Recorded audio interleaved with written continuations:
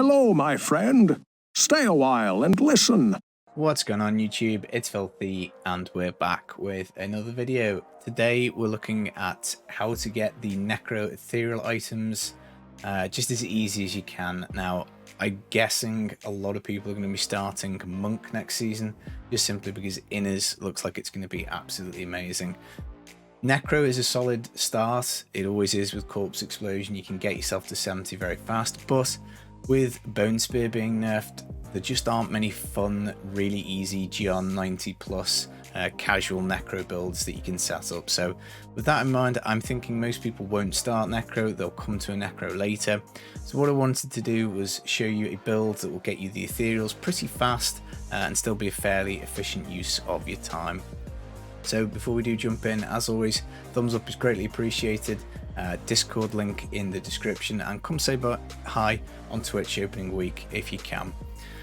Right, now Mages obviously always works with the Legacy Dreams gem. Now I think this is probably going to be a solid investment even for casual players to get this gem ranked up, because I dare say there's another couple of classes you'd be able to use the Legacy Dreams gem to kind of piggyback into your next character. Now you don't need this at 99, but obviously the way it works is that ideally you would have all the correct Necro pieces, you would have them all ancient, and you'd have your gem as high as possible. Now there's only a few things that are pretty essential here. You know, don't be worried about the fact that the convention is a primal one. Don't be worried about the fact that hexing pants are primal. The rest of this stuff is all the wrong stuff. Most of it is non-ancient. The sheet damage is 767,000, which is pretty low. So the essential pieces for Necro, other than the Lord gem, COE is very easy to get. Whichever class you pick before Necro, you will find a convention of elements if you play long enough. And obviously for Necro, it offers really good damage because it's only got 3 damage types, so it is a pretty good choice. In the cube, you're going to want to put a Realina's Shadow Hook. There are only 4 two-handed scythes in the pool. This will give you a damage bonus basically, so get one, extract it into the cube. Same for the Scythe of the Cycle, there are only 4, that's a pair of boots. Same for the Scythe of the Cycle, there's only 4 of these in the pool, so it's pretty easy to get a decent one. You don't have to have a decent one, a non-ancient one will be absolutely fine. You just make up the ancients with other slots. And other than that, the only other super essential pieces go in the cube. A circle ring, this is really easy to get. Now, when you make your Necro as your 2nd, 3rd, 4th, 5th, whatever it is character, before you self-power level with your Gem of Ease, you know, obviously I'm assuming everyone's aware of that. If not, let me know in the comments. Just roll some shards on rings, get yourself a circle ring, get it in the cube. It's going to make your life a lot easier. It's very easy to pick up at level 1. Tasker and Theo, again, whichever class you play beforehand, there's a decent chance if you play it for long enough you'll find a pair. They can go in the cube, they can go on the character, it doesn't really matter. Obviously if you get a nice ancient pair, by all means you can do. And that is it. That's it for the essential stuff. We've got a Bane of the Powerful, so you know, if you don't have an Enforcer gem, you can use this. Obviously if you are playing in a Monk, you will have an Enforcer, so that would be a better gem to take in this slot. Obviously you don't want an Avarice Band, your follower is going to take that, but I've just put that there to kind of block off the slot to show you that you don't really need anything. Make sure you get a Canes on the follower whilst we're here as well for 25% keys, because obviously this is going to be a t16 build. Nems, Flavor of Time, extra gems, you know, all the kind of standard t16 follower setup. Now a gold wrap, again, this can obviously drop on any class. All you need is main stat on it, so if you get an ancient one, you can just stick it on your Necro and re-roll that main stat. You don't need any other rolls on it, it doesn't matter. Main stat's the only important thing. Now Necro boots are quite important. These make you run really fast. Whether you want to make sure that you've got a pair of these before you actually put this together, it will speed you up a lot. So I would be tempted once I've got to 70 on my Necro to just keep rolling shards until I get boots, and then obviously, you know, subject to having the relevant modifiers, we would go. So we've built this without the Crispin Sentence because it is a hard item to get, but it would offer loads more damage. You know, Crispin, it's just normally a Necro staple. We also don't have the Haunted Vision Amulet in the build. That would give us infinite uptime on the Simulacrum, which would be double damage and double mages the whole way. We've just stuck a Hellfire on because it's craftable, so obviously that would be amazing. Again, another Necro specific item is the Rosette's Volition Shoulders. I wonder if I've put my fat head in the way of them. This gives the Gift of Death rune, so you can free up your rune choice on Skeletal Mage. But again, I've just put Corruption in, which are craftable shoulders. We've got Ashira's Ward, non-ancient, craftable. Orgild's Chestplate, not rerolled, craftable, non-ancient. A Guardian's Gaze Helm, craftable. I've just put a load of crap in just to show you, it works with anything. Hexing Pants are actually giving us a bonus. They're not a bad shout for the cube. You just have to keep moving to get like a little bit more damage and resource, but again, any other will do.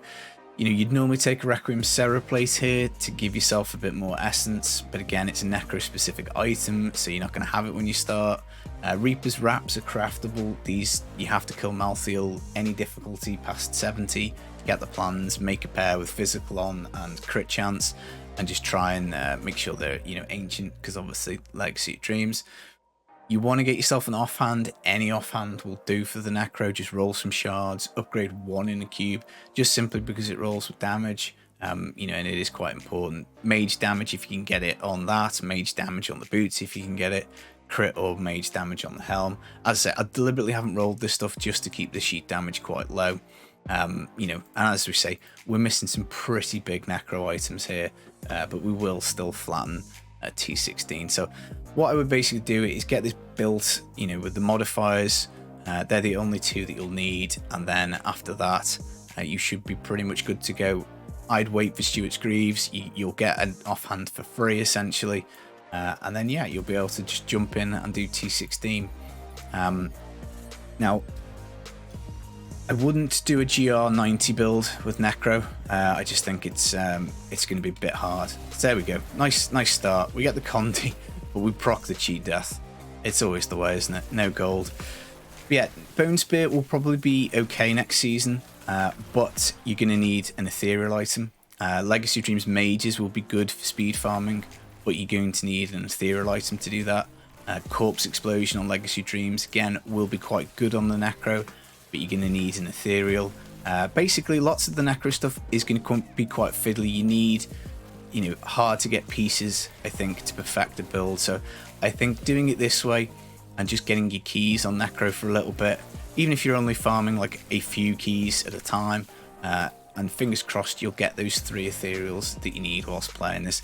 And obviously the more Necro pieces you find, the better this build will get. You can put all the correct pieces in. I will link you to last season's Infinite Gold Find build, which is quite fun because you just never run out of gold with that. But yeah, it's probably an S tier key build, I'd say. Necromages is probably the worst S tier build, if that even makes sense. But it can be very fast. I mean, imagine if we had the Crispins in this. Imagine if we had the Haunted Visions Amulet. Imagine if we'd put some main stat Paragon in. Imagine if we had all of the items as ancient, which again, just as long as you hang on to a few random ancient items here and there, you will be able to build this, and you can just re-roll the main stat. So anything with double crit and main stat on, you can always roll it. And yeah, it's a pretty fast key build. I normally set up a mages at some point in the season anyway, because I love Necro. It is my favorite class, and I know Nishid, who comes by the stream, swears by this. But I do think Legacy of Dreams Wave of Light is probably going to absolutely dunk on everything next season for keys, but we'll see. But fairly fast, fairly fun to play, fairly efficient, and Legacy of Dreams is a very efficient thing, to work in like all that extra gold finds and stuff like that. It's always been a nice way to do keys. So let me know if this is the type of video that you find useful for next season. Would you like me to do the other classes? Go through them all, and what build would I be looking to set up? But yeah, unless you want to play Necro next season, I would be doing this, because otherwise you're gonna have to put a lot of time and effort into gearing up a Necro properly. And I'm guessing there seems so little hype around Necro, because realistically its best build has been nerfed. Rathma hasn't been reworked, which is a bit of a shame. because we were hoping that was going to be a little better than it was. But yeah, just gobble up the keys. Fingers crossed you see that beam of dream with the kind of like blue, teal, you know, and just as long as you pick up the gold, you know, you don't need any toughness. That's one of Necro's main problems, is you are a bit squishy. So doing a t16, you don't have to worry about that. You just get yourself the boon of the Hoarder, the gold wrap, and you are pretty much good to go. And you know, it just gets stronger, it gets faster and faster. The more juice you put on it, the more modifiers, and by the end of it, you don't even really need convention and crispins. You know, if you get yourself gassed up enough. But for most casual players, you're probably just going to want to take them just to flatten the rift just as fast as you can. You know, and it'll be interesting. Will you find 3 Ethereals on Necro before you find a Haunted Visions and a Crispins? Well, I mean, that's a question, isn't it? I think you'll probably find the 3 Ethereals faster, but you know, there we are. So that's the build, guys. As I say, Scythe of the Cycle, you need that. You need the Circle Ring, which you get at level 1. You need a Shadow Hook. All very easy. Taskers, you just need to get one of them to drop on one of your characters. Gold Wrap, get yourself any offhand, it's fine. If you can get yourself a Stewart's Greaves, it's way more fun to play. Craft yourself a Reapers. Look out for a nice amulet. Hellfire's fine, but look out for a nice one. And the rest of it, just get some decent stuff, man. You know, and you will be fine. If you do Stone of Jordan, my favourite item in the game, just make sure you match the elements. Other than that, you're pretty gravy. Quite easy. Do this, grab your stuff, and then just leave the Necro and don't play it again all season. And it pains me to say that, because it is my favourite class. But if you are solo casual, you're probably better off putting your time into Monk, Gears of Dreadlands, something like that. That's the video. Really looking forward to season 24. Not long to go now. Really looking forward to the item chase. I hope you enjoy the rest of your day. I'll be back with some more stuff just as soon as I can. Take it easy. Peace.